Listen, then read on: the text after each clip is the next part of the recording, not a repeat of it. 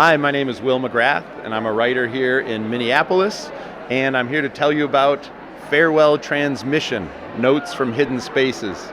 This book is out from Dzanc Books. This is my second book. It's an essay collection. The essays in Farewell Transmission ramble all across the globe, from Yemen through southern Africa to the Bronx and beyond. They're stories about beautiful weirdos and drifters, people living on the margins of society, everyone doing their best to get by.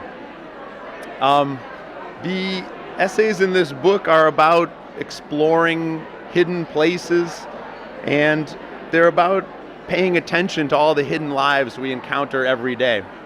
So I'm going to read a brief little excerpt from one of these. This story is set in Namibia, where I was visiting. I'm just going to read a little opening section from a strange object I encountered in Namibia. We came out of the desert and arrived at a small beach town beside the Atlantic. Ellen and I were traveling through Namibia with our two young children and an old friend from Lesotho, where we'd lived on and off over the last few years. Today we'd come from a place called Korijas, Namibia, 245 kilometers across airless flats of sand and rock, baking salt plains that swept cleanly to the edge of vision. As a joke, I put on an album by Sigur Rós. I tried to imagine what music represented the opposite of where we were.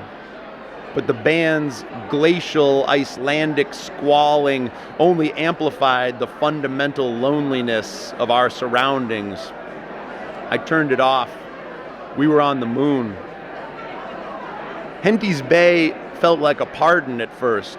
Implacable desert for hours, then suddenly a misty beach town materializing from the ether. The town seemed to have fled the desert too, found itself cut off and surrounded by ocean. Pastel houses were shoved up against the Atlantic, purple and blue, yellow, lime, and teal, the colors a rebuttal to the dark churning of the sea. Through coastal vapors, we could see Baroque alien flora sprouting in defiance of the desert's minimalism. At the edge of the settlement, a sign in Afrikaans read, Henties Bay. Two things were immediately noteworthy.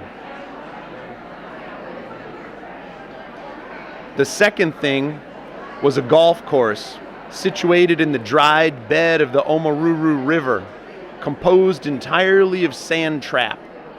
An archipelago of irrigated green islands ran through the riverbed, punctured by flag sticks that vibrated in the sea breeze. The first thing was a noose hanging from a tree near the center of town. So, that story continues in Farewell Transmission, Notes from Hidden Spaces. Thanks for reading.